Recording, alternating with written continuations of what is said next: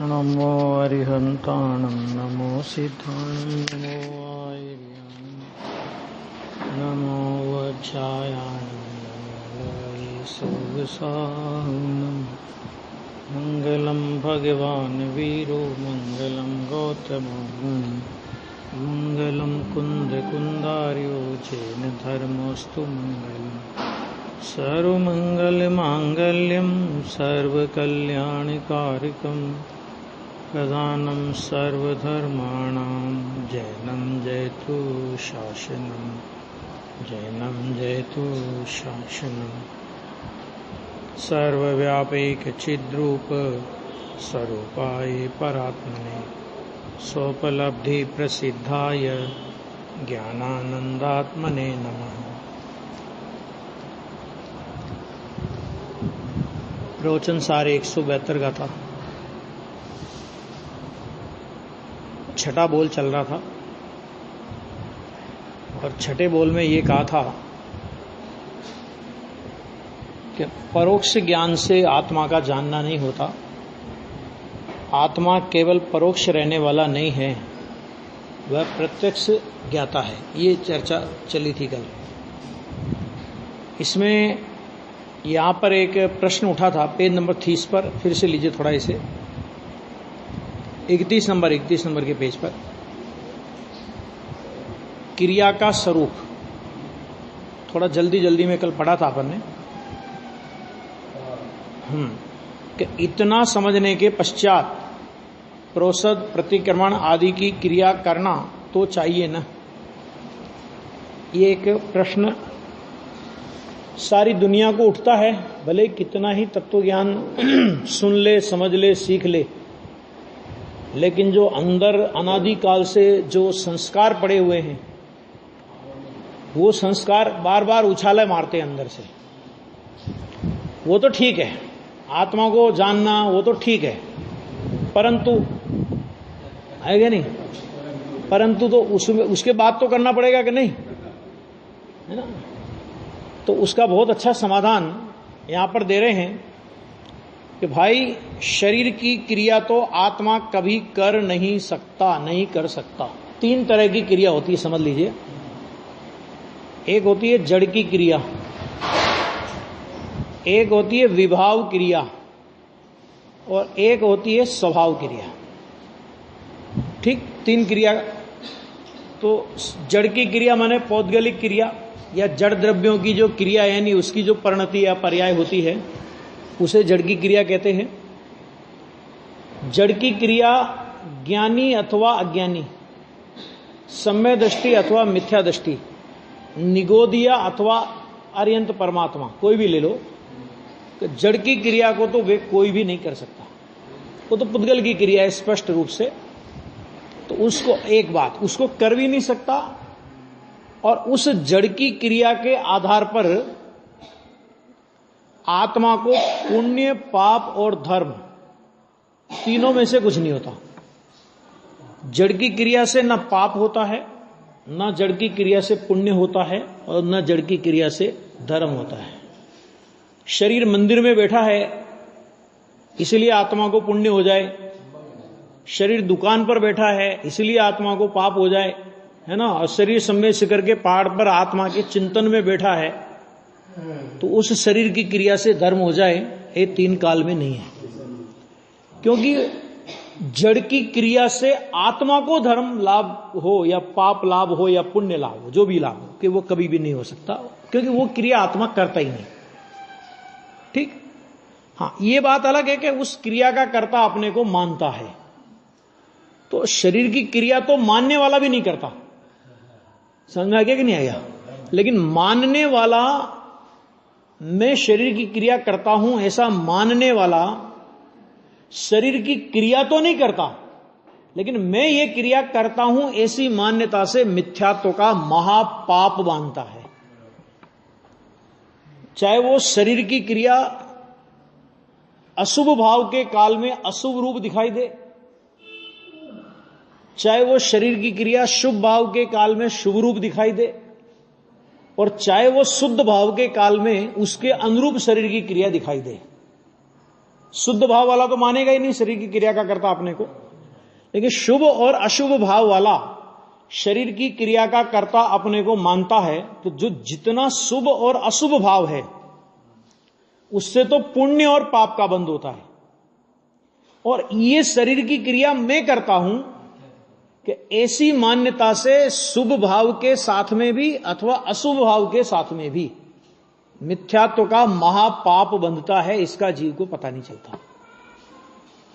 अज्ञानी ये समझता है कि मैंने इतना सब कुछ किया धर्म के नाम पर, है ना, लेकिन जिनवाणी कहती है कि तेरे इस अज्ञान रूपी क्रिया को मिथ्यात्व रूपी भैंसा खा गया, है ना। वो आता है ना उदाहरण कि वो क्या होता है, झूठ होता है ना, जिसकी वो रस्सी बुनती है पुराने जमाने में। तो क्या कर रहा था कि एक आदमी रस्सी बुनता जा रहा था, रस्सी बुनती जा रही ऐसे के ऐसे उसको पीछे डालता जा रहा था, आगे आगे बुनता जा रहा था, पीछे पीछे डालता जा रहा था। उतने में एक भैंसा उधर से बैठा हुआ था, तो वो सारी रस्सी को चट करता जा रहा, ये बनाता जा रहा और वो चट करता जा रहा। समझ आ गया। इसी तरह कहते हैं कि अज्ञानी जितना भी ये सब कुछ करता है उसको मिथ्यात्व रूपी पाड़ा चट कर जाता है और पता ही नहीं चलता इसको। तो पहली बात तो ये नक्की कर लो।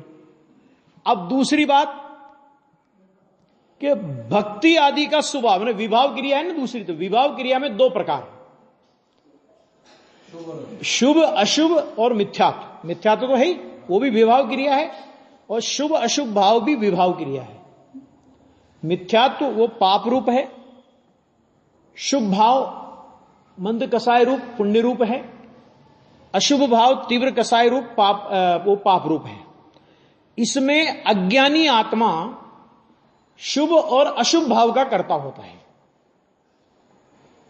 मिथ्यात्व का कर्ता होता है। ख्याल में आ गया। ज्ञानी अज्ञानी की मर्यादा कहां तक है कि शुभ भाव करे, अशुभ भाव करे और मिथ्यात्व करे, इससे आगे अज्ञानी की मर्यादा नहीं। तो इसको कहा कर्ता, मिथ्यात्व राग द्वेषादि का कर्ता अज्ञानी आत्मा को कहा। मैंने उस विभाव क्रिया का कर्ता कौन, तो उन्होंने कहा कि अज्ञानी आत्मा। ठीक है। और ज्ञानी आत्मा जो होता है, समय दृष्टि धर्मात्मा जो होते हैं, मुनिराज होते हैं, श्रावक होते हैं, कि वे जो आत्मा के आश्रय से रत्नत्रय रूप परिणति प्रकट हुई है, चाहे आंशिक रत्नत्रय हो चाहे पूर्ण देश रत्नत्रय हो, यानी रत्नत्रय की पूर्णता हो चाहे रत्नत्रय का अंश हो, ज्ञानी उस स्वभाव क्रिया के करता है। ध्यान से सुनना कि भले ही अभी ज्ञानी को स्वभाव क्रिया परिपूर्णता को प्राप्त नहीं हुई है, तो भले ही वहां पर उसको विकार का परिणमन देखा जाए, लेकिन विकार का परिणमन दिखने पर भी ज्ञानी उस विकार का कर्ता नहीं होता। क्यों नहीं होता? क्योंकि विभाव रूप परिणमना ज्ञानी का स्वभाव नहीं है। और ये बात मैं नहीं कहता हूं, वृहद द्रव्य संग्रह अगर आप लोगों ने पढ़ी हो और नहीं पढ़ी हो तो पढ़ना, बहुत गजब का ग्रंथ है वो। तो उसमें 7 तत्व लिए, 7 तत्व के नाम सबको पता ही है, कोई दिक्कत नहीं। तो उसमें आश्रव बंध पुण्य पाप का कर्ता अज्ञानी को कहा। वो आश्रव बंध पुण्य और पाप, इन 4 तत्वों का कर्ता कहा अज्ञानी को, और संवर निर्जरा और मोक्ष का कर्ता कहा ज्ञानी को। ज्ञानी की भूमिका में राग नहीं होता ऐसा नहीं है, राग होना और राग का कर्ता होना, इसमें जमीन आसमान का अंतर है। अपन मान लो किसी के यहां जॉब करते हैं और अपने से वो कोई काम कराता है और अपन वो काम करते हैं, तो भी उस काम के कर्ता कौन है? उस काम का कर्ता कौन है? उस काम का कर्ता वो मालिक है। ठीक है। तो विभाव का मालिक कौन? कि विभाव का मालिक अज्ञानी। और निर्मल पर्याय का मालिक कौन? कि निर्मल पर्याय का मालिक ज्ञानी। समझ में आ गया। 47 शक्तियों में एक स्वस्वामी संबंध नाम की शक्ति है, 47 नंबर की शक्ति है, स्वस्वामी संबंध नाम की शक्ति। तो स्वस्वामी संबंध शक्ति का मतलब क्या? कि द्रव्य स्वभाव, गुण स्वभाव और निर्मल पर्याय का, मैंने पर्याय का, निर्मल पर्याय का परिणमन, यानी निर्मल पर्याय, कि ये मेरे स्व हैं और मैं इनका स्वामी हूं। ऐसी भगवान आत्मा में एक शक्ति है। भगवान आत्मा में ऐसी शक्ति नहीं है कि परद्रव्य आत्मा का स्व हो और आत्मा परद्रव्य का स्वामी हो, विभाव भाव आत्मा का स्व हो और विभाव भाव आत्मा का स्वामी हो। अरे ऐसी शक्ति तो अज्ञानी के पास भी नहीं है। देखो, भले ही अज्ञानी विकार का कर्ता है, जिनवाणी अज्ञानी को विकार का कर्ता कहती है, लेकिन विकार को करने की शक्ति अज्ञानी के पास भी नहीं है। ख्याल में आ गया? वो अपने को कर्ता मानता है, तो चूंकि वो उसकी पर्याय है इसलिए उसको कर्ता कह दिया। द्रव्य स्वभाव की दृष्टि से देखो तो अज्ञानी भी विकार का कर्ता नहीं है। अज्ञानी आत्मा जिसे हम बोलते हैं ना, उसका द्रव्य स्वभाव भी विकार का कर्ता नहीं है। विकार आश्रय, देखो 7 तत्व में घटित करो ना, तो 7 तत्व में घटित करने पर विभाव का समावेश आश्रय बंध पुण्य पाप में होता है। और इस एंगल से देखो तो संवर निद्रा मोक्ष का समावेश भी संवर निद्रा मोक्ष तत्व में होता है। समझा गया? द्रव्य दृष्टि से तो आत्मा उसका कर्ता नहीं है, लेकिन फिर भी जैसा सामान्य वैसा विशेष। अपेक्षा क्या है कि यदि आत्मा परिणमन करे तो आत्मा का परिणमन कैसा हो। यानी गुड़ की भेली है और गुड़ की भेली यदि पिघल करके उसमें से रस प्रवाहित हो तो उसका रस कैसा होगा? तो उसका रस मीठा होगा। जो मीठा रस है वो उस गुड़ की भेली का रस है, और उसमें से समझ लो कड़वा रस आ रहा है, तो समझ लेना वहीं पे नीम के पत्ते पड़े हैं। वो जो कड़वापन है वो गुड़ का नहीं है, वो नीम का है। इसी तरह जो विभाव होता है वो स्वभाव का परिणमन नहीं है। सच में देखा जाए तो वो कर्म का परिणमन है, मेरा परिणमन ही नहीं है। ये बात है। विभाव का कर्ता कहना है तो अज्ञानी को कहो, ज्ञानी तो विभाव का कर्ता भी नहीं है। आ गया? हाँ, इसमें बहुत है गहरी बात वैसे तो। चलो अभी देखो, जो स्वभाव से विरुद्ध भाव है वह स्वभाव को किस प्रकार सहायता करे। हिंदुस्तान और पाकिस्तान इस विश्व के 2 देश हैं, ठीक है? और अभी बॉर्डर पर क्या चल रहा है कि पाकिस्तानी रोजाना गोलाबारी कर रहे हैं। अब अपन उनसे कहें कि भाई हमारे सैनिकों को कहीं, मान लो कभी ऐसा करो, हम थोड़े 5-15 दिन घूम आते हैं, गर्मी बहुत पड़ रही है, हमारी इन देश की सीमाओं की सुरक्षा की जिम्मेदारी आप ले लो। किनसे बोले? पाकिस्तानी सैनिकों से, ठीक है ना? तो पाकिस्तानी सैनिक हिंदुस्तानी सेना की सुरक्षा की जिम्मेदारी दी जा सकती है कि नहीं दी जा सकती उनको? है ना? ये विभाव तो पाकिस्तानी है। तुम ऐसे चैतन्य स्वभाव की सीमा की सुरक्षा की जिम्मेदारी दो, अर्थात इस विभाव से मेरा कल्याण हो जाएगा, ये विभाव मेरा भला कर देगा, कि ये ठीक उसी प्रकार है जिस प्रकार पाकिस्तान की सेना को हिंदुस्तान की सीमा की सुरक्षा की जिम्मेदारी देना, वो कभी संभव नहीं है। आ गया? तो वो स्वभाव को किस प्रकार सहायता करे? करे ही नहीं। अशुभ से बचने के लिए शुभ भाव आता है, ज्ञानी को भी आता है, परंतु उससे धर्म मानना अथवा उसे धर्म में सहायक मानना मिथ्या है। उसे धर्म मानना वो भी मिथ्या है। और कोई कहे कि धर्म तो नहीं मानते हम, लेकिन हम ये मानते हैं कि वो धर्म में सहायता करेगा, मदद करेगा, तो कहते हैं कि धर्म में सहायक मानना भी मिथ्या है। आत्मा प्रत्यक्ष ज्ञाता दृष्टा है, ऐसा प्रथम श्रद्धा ज्ञान करना, पहले काम ये करना। आ गया? वह प्रथम धार्मिक क्रिया है, इसका नाम है पहली धार्मिक क्रिया। श्रद्धा ज्ञान माने श्रद्धा का सम्यक बना और ज्ञान का सम्यक बना, यानी सम्यक दर्शन और सम्यक ज्ञान की उपलब्धि होना, कि इसका नाम प्रथम धार्मिक क्रिया है और तत्पश्चात उसमें एकाग्रता करके प्रत्यक्ष केवल ज्ञान प्रकट करना वह मोक्ष की क्रिया है। तो वो लोक में क्या होता है, लोक में अपन व्याधि ग्रसित लोग हैं और डॉक्टर के पास जाते हैं, तो डॉक्टर जिस विधि से अपने को दवा सेवन करने की बात करता है वहां पर हम उस विधि का जरा भी उल्लंघन नहीं करते। क्यों नहीं करते? क्योंकि उसमें अपने को अपनी मौत दिखती है। बीमारी मिटाना है ना, तो बीमारी मिटाना है तो डॉक्टर की सलाह का जरा भी उल्लंघन नहीं करते, है ना। तो ये जो भव का रोग है, देखो वो रोग तो मिट भी जाएगा तो भी अनंत काल के लिए जिंदा रहने वाला नहीं है इस पर्याय में, तो ये पक्का है, पक्का है ना। मिट भी जाए, मैं कह रहा हूं मिट भी जाए चलो रोग, तो भी इस पर्याय में अनंत काल तक तो जिंदा रहने वाला नहीं। ये पर्याय तो बदलेगी बदलेगी। लेकिन जब एक जन्म का माने एक जीवन का मरण मिटाने के लिए हम इतने गंभीर हैं, हम मर नहीं जाएं, हम मर नहीं जाएं, तो एक जीवन का माने इस जन्म का, इस जीवन का मरण मिटाने के लिए हम इतने गंभीर होते हैं कि डॉक्टर जैसा बोलता है, समझा गया, बिल्कुल उसके आज्ञानुसारी आपका आज्ञाकारी बीमार, आपका आज्ञाकारी रोगी, है ना, चलते हैं।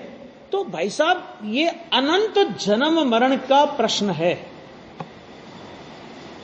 अनंत जन्म मरण का प्रश्न है, और अनंत जन्म मरण को मिटाने की बात है। तो एक मरण को मिटाने में अगर हम इतने गंभीर हैं तो अनंत जन्म मरण को मिटाने के लिए हमारी गंभीरता कितनी होनी चाहिए। और उस रोग की, उस डॉक्टर की तो कोई गारंटी नहीं है कि वो ये कह रहा है कि मिट ही जाएगा, समझ में आ गया। उस डॉक्टर की गारंटी नहीं है, क्योंकि वो कोई सत्य महाव्रती और सत्य अणुव्रती नहीं है। लेकिन इस डॉक्टर की गारंटी है, नहीं है गारंटी, इस डॉक्टर की गारंटी है कि इसी उपाय से तेरा जन्म मरण मिटेगा, क्योंकि मैं जन्म मरण का अभाव करके बैठा हूं और अनंत जीव ऐसा जन्म मरण का अभाव करके गए हैं। समझ आ गया नहीं आ गया? उसकी गंभीरता अपने को ख्याल में आना चाहिए। और अगर वो गंभीरता अपने ख्याल में आवे तो अपन अपनी मति कल्पना से जो कुछ भी धर्म के नाम पर करते हैं या करना चाहते हैं और उससे अपने को धर्मात्मा मानते हैं, मनवाते हैं, वो मिट जाएगा। सच्चा धर्म प्रकट होने की योग्यता हमारे में जागृत होगी। इसलिए यहां पे कहते हैं अगला हेडिंग कि सच्ची श्रद्धा के फल रूप से केवल ज्ञान अकेला रहता है। केवल ज्ञान, कोई ज्ञान दूसरा नहीं वहां पे, है ना। कि यहां तो प्रत्यक्ष ज्ञाता स्वभाव की श्रद्धा करने की बात है, तथा जिस प्रकार साधक दशा पूर्ण होने पर केवल निश्चय रहता है। क्या रहता है? केवल निश्चय, माने केवल वीतराग परिणति रहती है, और व्यवहार का अर्थात राग का अभाव होता है। ये चर्चा आई थी अपने एक दिन। देखो अकेला व्यवहार कभी नहीं होता, अकेला निश्चय हो सकता है। लोग बहुत से लगाते हैं ना आरोप कि साहब एक गाड़ी के दो पहिए होते हैं, अब एक गाड़ी के दो पहिए में से यदि एक पहिया खराब हो जाए तो गाड़ी नहीं चल सकती। इसी तरह मोक्ष मार्ग में निश्चय और व्यवहार रूपी दो पहिए हैं। एक भी पहिए में गड़बड़ हो तो गाड़ी नहीं चल सकती। उपदेश बहुत बढ़िया लगता है, क्योंकि लटके झटके दे दे करके वो बातें कही जाती है, तो अपने को ऐसा लगता है कि कितनी गजब की बात कह रहे हैं। लेकिन धन्य हो पंडित बनारसी दास जी को, जिन्होंने एक पहिए की गाड़ी का भी उदाहरण दिया। एक चक्र सो रथ चले, रवि को यह है स्वभाव, कि सूर्य का रथ एक ही पहिए से चलता है। घबराना नहीं, निश्चय अकेला हो सकता है, व्यवहार कभी अकेला नहीं हो सकता, लेकिन निश्चय अकेला हो सकता है। इसलिए यहां पे कहा कि राग का अभाव होता है परंतु केवल व्यवहार रहता हो ऐसा कभी नहीं बनता है। खूब चर्चा इसकी हुई थी। इसी प्रकार केवल अनुमान ज्ञान रहता हो ऐसा कभी नहीं बनता, परंतु आत्मा प्रत्यक्ष ज्ञाता है, उसमें संपूर्ण एकाग्र होने पर सर्व प्रत्यक्ष ज्ञान प्रकट होता है और वह सदा अकेला रहता है, ऐसा बन सकता है। पूर्ण प्रत्यक्ष हो गया, केवल ज्ञान हो गया, अब वो अनंत काल तक रहिए, अनंता अनंत काल यथा तथा शिव परणे, बोलते नहीं बोलते, एक बार हो गया, अनंत काल तक रहेगा वैसा का वैसा। नहीं, सिद्ध भगवान अनंत काल तक वैसे के वैसे रहेंगे, आगे ना। परंतु परोक्ष ज्ञान का तो सर्वथा अभाव हो जाता है। कैसे अभाव हो जाता है? कि जैसे राग का अभाव हो जाता है सर्वथा, लेकिन वीतरागता का अभाव नहीं होता, अनंत काल तक रहती है। उसी प्रकार इस प्रकार आत्मा प्रत्यक्ष ज्ञाता है, ऐसे अर्थ की प्राप्ति होती है। इस अर्थ का भाव जो जीव स्वयं में उतारता है, क्या भाव है इसका? कि आत्मा प्रत्यक्ष ज्ञाता है, इस भाव को अपने में उतारने का मतलब क्या? कि वर्तमान ज्ञान परिणति को स्वभाव सन्मुख करके आत्मा का प्रत्यक्ष स्व संवेदन करता है ना, स्थापित करता है। वह जीव पर्याय में प्रत्यक्ष ज्ञाता हो सकता है, बाकी कोई दूसरा जीव नहीं हो सकता, है ना। एक कल चर्चा आ गई थी इसकी, कारण स्वभाव ज्ञानोपयोग, कार्य स्वभाव ज्ञानोपयोग, ये सारी चर्चा अपन ने कल इसी प्रयोजन से की थी। देखो, ऐसे भाव की प्राप्ति किसको होती है? भगवान को, प्रत्यक्ष ज्ञाता। तो ऐसे भाव की प्राप्ति तो भगवान को होती है ना। उत्तर, भगवान को तो प्राप्ति हो चुकी है, उनकी चिंता हमें करने की जरूरत नहीं, ठीक है ना। उनको कुछ करना शेष नहीं रहता है, वो तो कृत्य दशा को प्राप्त हो चुके। भगवान को क्या करना? अभी पूर्णता को प्राप्त हो चुके, मार्ग का फल उनको मिल गया। जिसको प्रत्यक्ष ज्ञान आंशिक भी नहीं है, वह तो मिथ्या दृष्टि है ना, उसे यहां आत्मा ही नहीं गिना है। क्या गजब की बात कह दी। जिसे आत्मा का प्रत्यक्ष ज्ञान नहीं है, आचार्य कहते हैं हम उसको आत्मा ही नहीं मानते। क्यों नहीं मानते? कि जब वो खुद ही अपने को आत्मा नहीं मानता तो हम क्या माने उसे? नहीं आया समझ में? मिथ्या दृष्टि माने क्या है? कि जो अपने को आत्मा नहीं मानता उसका नाम मिथ्या दृष्टि। तो जब वो खुद ही अपने को आत्मा नहीं मानता तो हम क्यों आत्मा माने उसे? आ गया? उसे तो यहां आत्मा नहीं गिना है, उसे तो पता ही नहीं है कि मुझ में ऐसी रिद्धियां भरी पड़ी है। देखो, अनंत रिद्धियों का स्वामी होने पर भी रिद्धियों का पता नहीं है। हल में आ गया? परंतु साधक जीव विचार करता है कि मेरा आत्मा राग रहित स्व संवेदन प्रत्यक्ष ज्ञाता है। वह देव, मन, वाणी, देव, शास्त्र, गुरु तथा शुभ राग आदि किसी की भी अपेक्षा नहीं रखता है। सब उड़ा दिए बाहर के, हाँ सब आगे, हाँ मात्र अपने आत्मा की ही अपेक्षा रखता है। मैंने आत्मा से ही जानने में आता है। आत्मा को जानने के लिए शरीर की, मन की, वाणी की, देव की, गुरु की, शास्त्र की, इंद्रियों की, है ना, किसी की कोई अपेक्षा नहीं है। उसके ज्ञान के लिए किन्हीं बाह्य लिंगों की आवश्यकता नहीं है। वह मात्र प्रत्यक्ष ज्ञाता स्वरूप है। छठा बोल बहुत गजब का है ये। ऐसा श्रद्धा ज्ञान करके धर्म दशा को प्राप्त करता है। इस प्रकार धर्मात्मा जीव अलिंग ग्रहण शब्द, जो कि वास्तव में वाचक है, शब्द क्या है? वाचक माने बताने वाला, और जिसको बताता है वो भगवान आत्मा उस वाचक शब्द का वाच्य है। उसमें से वाच्य माने भाव इस प्रकार निकालता है। आचार्य भगवान भी शिष्य को यही भाव कहते हैं कि हे शिष्य, तेरा आत्मा प्रत्यक्ष ज्ञाता है, ऐसा तेरा स्वज्ञेय है, ऐसा तू जान। हमने तो जान लिया, आचार्य कहते हमने तो जाना, लेकिन तू भी ऐसा जान कि तेरा आत्मा प्रत्यक्ष ज्ञाता स्वभाव है। ये 6 नंबर का बोल हुआ। 6 नंबर के बोल के बाद अभी 7वें नंबर का बोल आया। अब देखो इसमें बहुत बढ़िया बात आई। जिसके लिंग द्वारा अर्थात उपयोग नामक लक्षण द्वारा ग्रहण नहीं है। क्या मतलब? अर्थात ज्ञेय पदार्थों का आलंबन नहीं है। किसका आलंबन नहीं? ज्ञेय पदार्थों का आलंबन नहीं है, वह अलिंग ग्रहण है। इस प्रकार आत्मा के बाह्य पदार्थों का अवलंबन वाला ज्ञान नहीं है। क्या गजब बात। पहले किसको उड़ाया? देखो, पहले इंद्रियों से जानता है, इंद्रियों से जानने में आता है ना? इंद्रियों से जानने में आवे, ऐसे प्रत्यक्ष चिन्हों द्वारा जानने में आता है। अनुमान से जानता है, अनुमान से जानने में आता है। इन सबको उड़ाया। 6ठे बोल में कहा कि प्रत्यक्ष ज्ञाता है। 7वें बोल में कहते हैं कि आत्मा के बाह्य पदार्थों का अवलंबन वाला ज्ञान नहीं है। क्या मतलब इसका? आत्मा को आत्मा के अवलंबन वाला ही ज्ञान है ना?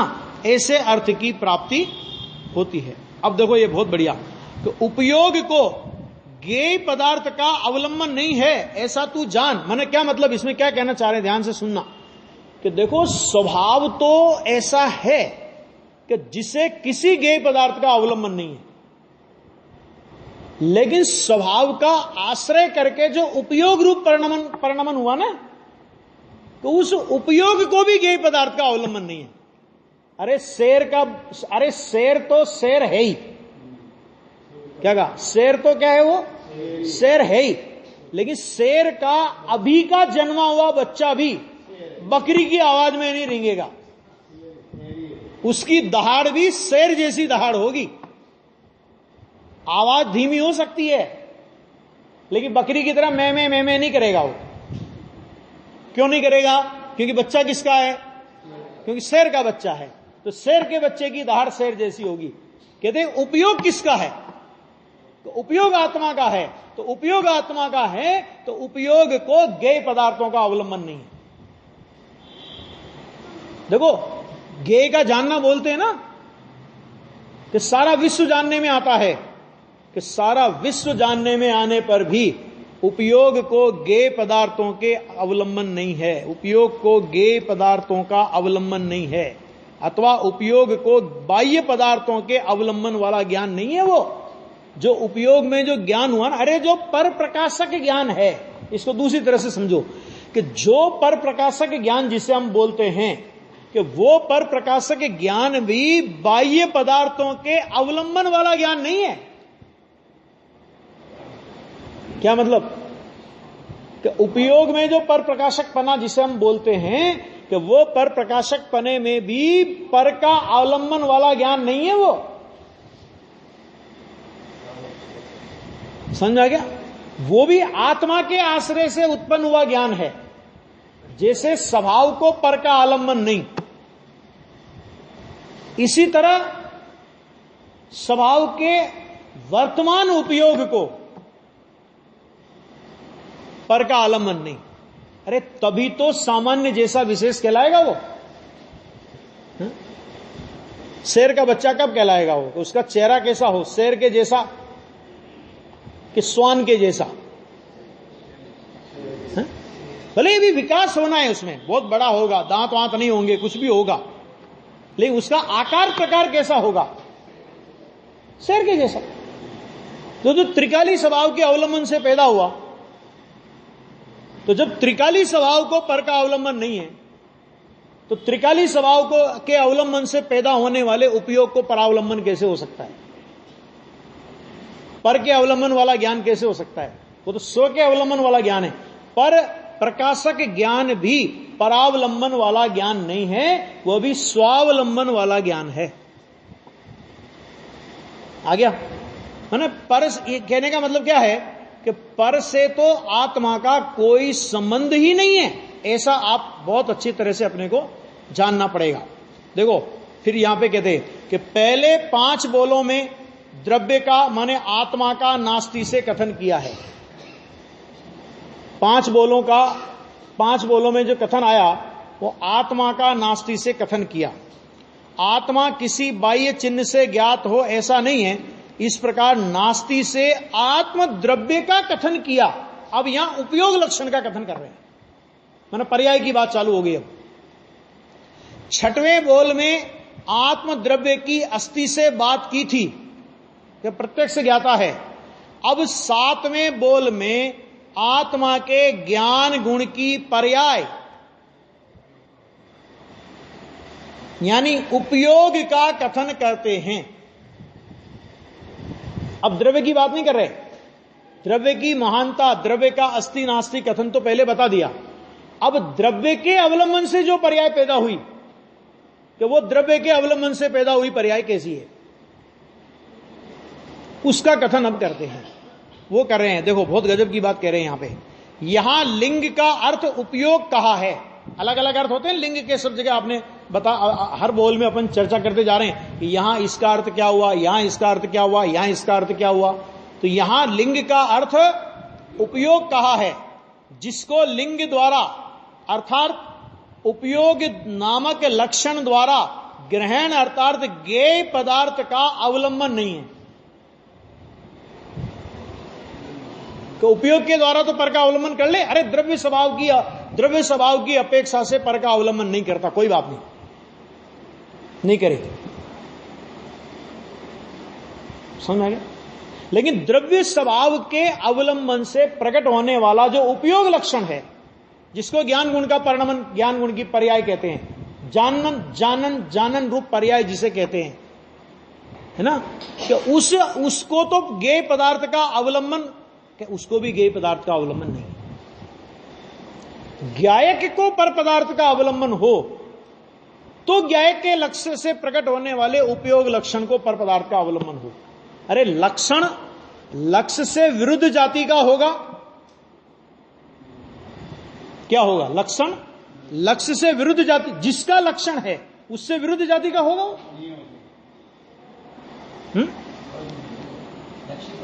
भाई अगर लक्षण लक्ष्य से विरुद्ध जाति का होगा तो फिर लक्षण कहां रहा?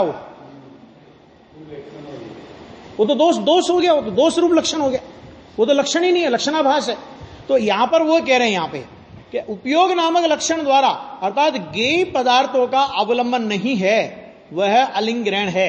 इस प्रकार आत्मा को बाह्य पदार्थों के अवलंबन वाला ज्ञान नहीं है। क्या गजब बात है, कितना संबंध तोड़ा पर से कि तेरी पर्याय में भी बाह्य पदार्थ का अवलंबन वाला ज्ञान नहीं है। ज्ञान की पर्याय भी बाह्य पदार्थों के अवलंबन वाली ज्ञान पर्याय नहीं है, वो तेरे आश्रय से पैदा हुई पर्याय है। ऐसे अर्थ की प्राप्ति होती है। प्रश्न, देव शास्त्र गुरु आदि ज्ञेयों का अवलंबन नहीं है तो मंदिर तथा पंच कल्याणक आदि क्यों कराए?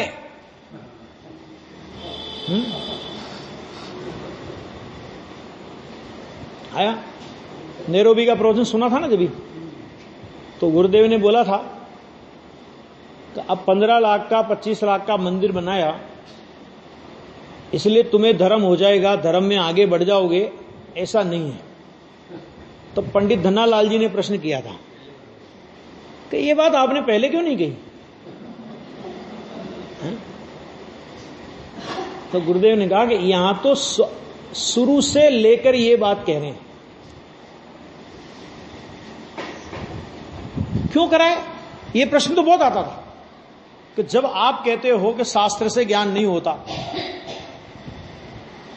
ठीक है, तो शास्त्रों का प्रकाशन कराना, अल्प मूल्य में उन्हें जन जन तक पहुंचाना। देखो गुरुदेव की इतनी बढ़िया प्रशस्त भावना थी, 47 शक्तियों के एक प्रवचन में उनने बहुत अच्छी बात बोली कि वर्तमान में ज्ञान के प्रचार की बहुत आवश्यकता है, इसलिए सस्ते और सुलभ प्रकाशन उपलब्ध कराना चाहिए। अगर 1 रुपए का कोई ग्रंथ पढ़ता है, गुरुदेव बोलते थे ऐसा कि 1 रुपए का कोई ग्रंथ पढ़ता है तो उसे 5 पैसे में बेचना चाहिए। मन उसका विक्रय मूल्य क्या रखो तुम, तो 5 पैसा। ये इतनी उत्कृष्ट भावना थी। तो क्या पंच कल्याण क्यों कराए, मंदिर क्यों बनाए, शास्त्र क्यों छपाते हो, ये प्रश्न किया। आ गया उत्तर। धर्मात्मा जीव स्वभाव का अवलंबन लेता है और स्वभाव का बहुमान करता है। सच बात तो यह है कि वो स्वभाव का अवलंबन लेता है और बहुमान भी स्वभाव का ही करता है। वास्तविकता तो यह है। साधक जीव को अशुभ से बचने के लिए शुभ राग आता है और उस समय किस प्रकार के निमित्त होते हैं उनका ज्ञान कराया है। कि साधक है ना, अभी पूर्ण स्वरूप में लीन नहीं हो सक रहा है अभी, तो अशुभ भाव में न जाने के लिए उसकी भूमिका में शुभ भाव आता है।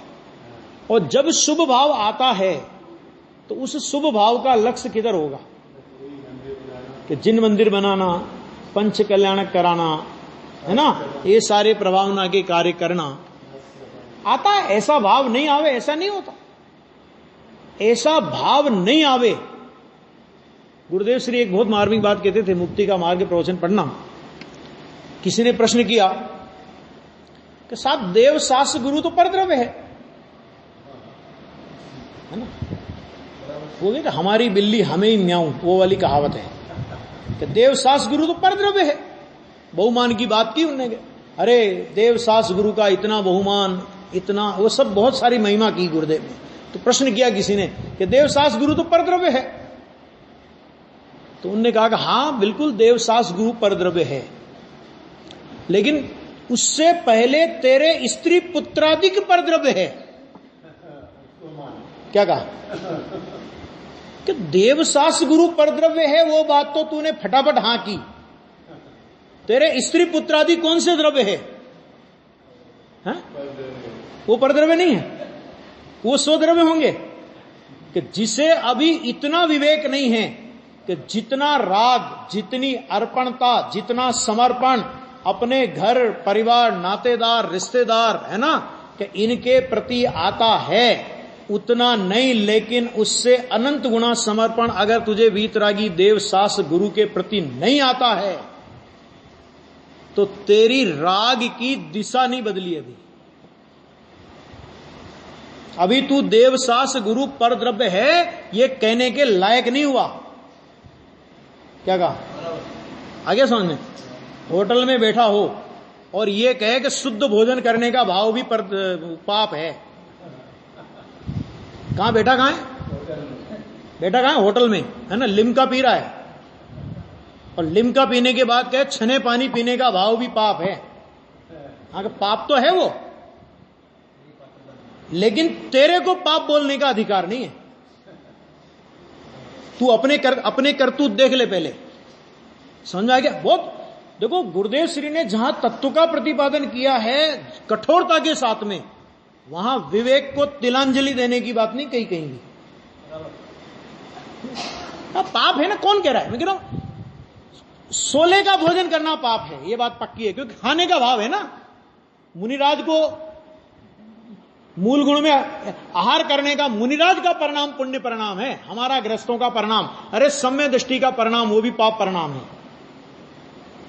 शुद्ध खाने का परिणाम भी पाप है, लेकिन शुद्ध खाने का परिणाम पाप है ये तू कहां बैठ करके बोल रहा है, प्रश्न ये है। आया? तो वो परद्रव्य है, कहां है? परद्रव्य है,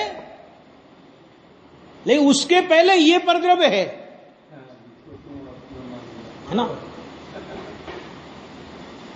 समझ में आ गया? सोचना बहुत। मैं तो एक प्रत्यक्ष घटना आपको बताता हूं। एक करीब सन 90-91 की बात थी, 90 की बात है, जब वो टोटरमल स्मारक का पंच कल्याणक हुआ था, वो त्रिमूर्ति मंदिर बना था ना, पहला तो उस समय पंच कल्याणक हुआ था। हाँ, तो उस समय क्या है कि एक मूर्ति वाले के पास में गया था कोई काम से, मूर्ति वाले के पास। जयपुर में मूर्ति वाला है, बहुत अच्छे मूर्ति वाले। एक मूर्ति वाले के पास 2-3 बार में जाना हुआ मेरा। तो एक बार ऐसी दोस्ती हो गई उससे, तो मैंने उससे एक बात पूछी। मैंने कहा तू एक बात ईमानदारी से मुझे बता कि तुमने अपने मन पसंद, माने जो मूर्तियां तुम्हारे मन को भाई हो, मैंने कहा पैसा देके तुम मूर्तियां बनाते, लेके मूर्तियां बनाते हो और बेचते हो, वो कोई बड़ी बात नहीं है, लेकिन तुमने अपने जिस मूर्ति को बनाने में तुम्हारा मन प्रसन्न हुआ हो और जो तुमने प्रसन्न चित्त से जो मूर्ति दी हो, वो मूर्ति कहां दी है ये बताओ मुझे। तो कहा आप क्यों पूछ रहे हो ये बात? मैंने कहा वो कारण बाद में बताऊंगा, पहले मुझे बता तो सही। तो दोस्ती हो गई थी अच्छी। तो उन्होंने कहा कि भाई साहब अगर आप मेरे से ये बात पूछ रहे हो तो मैं इसका आपको एक स्पष्ट जवाब देता हूं कि जितनी भी मूर्तियां बाबूभाई, पंडित बाबूभाई थे, कि पंडित बाबूभाई के माध्यम से जितनी भी प्रतिमाएं बनी और खास तौर से गुजरात के मंदिरों में जितनी भी प्रतिमाएं गई, हमारे मन की प्रसन्नता वाली मूर्तियां वे हैं। मैंने कहा ऐसा क्यों भैया, हम लोग पैसे नहीं देते तुम्हें, ऐसा क्यों? उसने एक बहुत मार्मिक बात कही थी कि अगर मैंने एक प्रतिमा की कीमत 1 लाख रुपया मांगी, समझना ध्यान से बहुत, कितना समर्पण किसे बोलते हैं देवशास्त्र गुरु के प्रति भी, कि 1 लाख रुपया अगर मैंने कीमत मांगी तो बाबूभाई ये कहते थे कि 1 लाख रुपए तो तेरे ये ले